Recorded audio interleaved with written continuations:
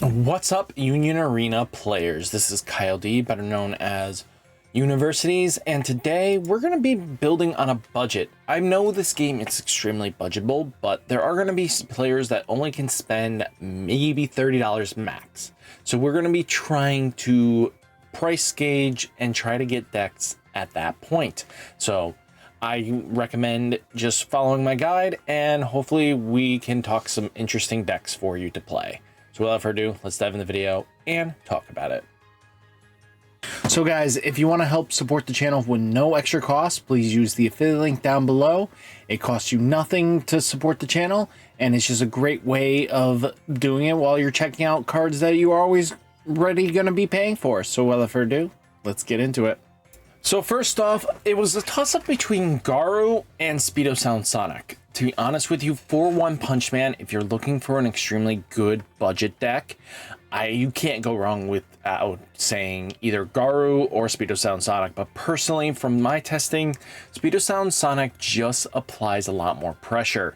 The opening hands with the abilities of using Speedo Sound Sonics, you know, being able to swap in and out, keeping a good draw advantage, you know, you're going to be live sooner than even the Garu deck being able to apply pressure at all times. So taking this into account, I think Speedo Sound Sonic became under $16 price range, which is not terrible.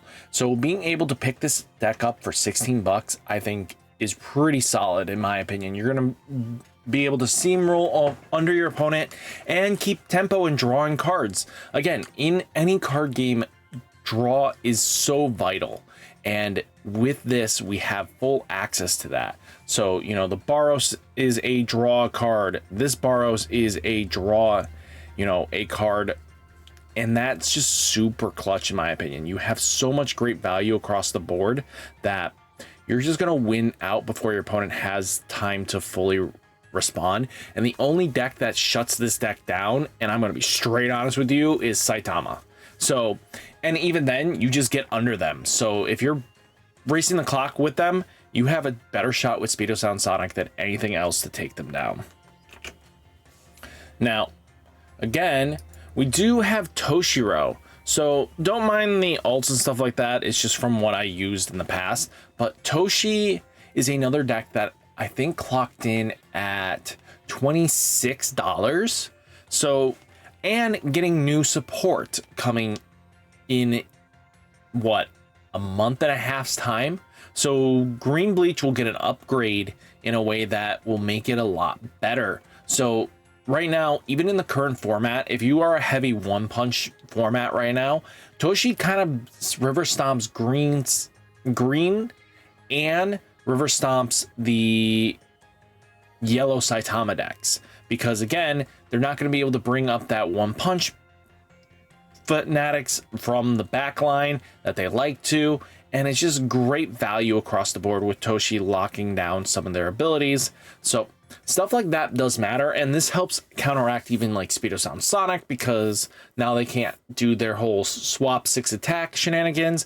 But this is great value for anybody that is looking to be playing a green deck and wants something to upgrade come their next support. So I definitely think Toshi is one of those decks that you're going to be upgrading. You know, the Unohanas are relatively cheap. They're under $1, under like $1.50. Toshi's like only $1.75, and Kenpachi was only $1.10 for super rares. So this is not bad if you guys want a strategy that kind of goes off. You know, everything else is under value as well. Now, we do have purple Mahito for our JJK list. I was debating on yellow versus purple. I think purple Mahito did better in my testing and experience because the abilities that it had was a unique experience. So this deck wants to basically minus and kill things off the board, and then you get bodies that come out and allows you to multi-attack a little bit more consistently with, you know, their sight. But I know the sight's not in here, but you would play the sight. Sorry about that. But being able to multi-attack with your transfigured persons, your, Junpei Abomination, that allows you to bring down your opponent's life pretty quickly. So again, with this deck, it's a very much pilot skill, but this deck is nothing expensive. To be honest with you, Mahito's under $1, and then Getaro was under $1 as well. So this deck is probably sitting under 20 bucks range, maybe closer to 18s if I remember correctly, but has so much great value because being able to control and remove threats off the board is just really good, in my opinion. And again, right now if you're facing a lot of blue decks and a lot of, yellow decks, which Yellow One Punch is a deck that came into the format, and then you have, the blue JJK lists that keep coming, and we're going to get blue Sword Art Online, soon. That's just going to add into the fuel for this card to actually be pretty decent into the format. So Hanama, as long as they have the other color, it comes in cheaper. So I think you have some great value here, and the deck does pop off and synergize really well, being able to get bodies on the board very comfortably. Now, for Demon Slayer in general, I think I had to give it to the Hashira list. It was under 20 bucks, and it plays similar to like how Toshi wants to play, full board shenanigans, and they just play extremely well. I played Giru in the list because Nullify Impact's pretty solid overall, but you don't have to play this. This deck can be extremely stupid budget friendly because you only really need to play the Mitsuru in the list, and then boom, that's your only super rare requirement, and the rest is all just commons and uncommons. You can build a deck for under, if I remember correctly, under like $12, and the deck is super strong. I think the deck has a lot going for it, being able to have a 45 body, the Hashira meetings allows you to search and get pieces faster, and it doesn't cost you an AP after you've used it.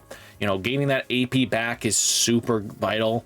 So at the end of the day, you have so much going for you with the Hashira deck that I think you'll be fine in any format playing with this deck because it's just that good, in my opinion. Now, again, for Code Geass, we had to give it up for the Ashford Academy. This deck ranged in at 20 bucks, to be honest with you. So at the end of the day, you have Collins, Suzaku's, CC's, C2s, I know. But with not only your Suzaku being your only super rares, this deck actually is pretty solid. Being able to use the Ashford Academy to basically, when you play a character, you're going to be able to swing in that same turn because you use the Ashford Academy to stand them. And then, even just having Suzaku being able to restand your early game characters, really solid. Being able to get in an extra attack is super clutch, and especially because he has impact and then not only gives impact to things. Now your opponent's going to have a pain in the rear time to deal with a lot of these threats. Again, the deck has a lot going for it, and it will apply a lot of pressure just because of that early aggression. Usually it looks like red, green, and some purple decks will be in the cheap, and yellow decks are going to be in the cheaper range. I think this is probably one of your better Code Geass picks because you're out of the other 3 lower ends. I'm going to be straight honest with you. It's either Pizza Time or this, and I think this actually has more results than Pizza Time, so definitely go with this.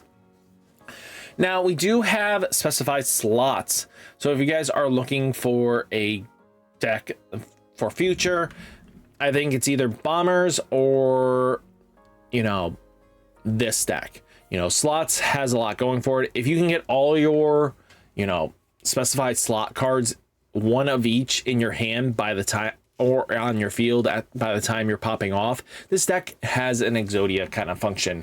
You're most likely going to win those matchups because the Killuas and the Gones are going to apply a lot of pressure to your opponent because you just have the access to these really strong, pieces in your hand. An ability that also allows you to break the game mechanics is beach. You know, you're going to be able to extend your hand size that you weren't going to be able to before. So Patch of the Shore, aka the beach, is really strong, to be honest with you. And again, in a format where slots are really good, I think you're going to be fine into any local scene with this. But also take into account that you can also play bombers. I wouldn't recommend bombers until they get their volume 2 support, but you know, slots are decent enough in the budget range. I think I've clocked them in at maybe $16. So yeah, at the end of the day, you have a lot of great value for what you can do for under $25. I think each set has something that can be moderately competitive in a way that you could be topping locals with, even with the big boy decks. So definitely think slots is one of them that can do well. Then you have Speedo Sound Sonic, that I think is one of the best decks in the One Punch Man. Then you have Toshi, that's really strong and in a great budget. I think it's great into this format now. You know, Purple Mahito, just a really solid deck. Then you have, you know, the Hashiras. Then you have Ashford Academy, and then finally the specified slots. So all these decks have a great option for you, and hopefully you guys find good resource tools for this. And guys, hopefully you enjoyed the video. Hit that like button, hit that subscribe button, stay safe, stay healthy, and I'll catch you in the next one. Peace.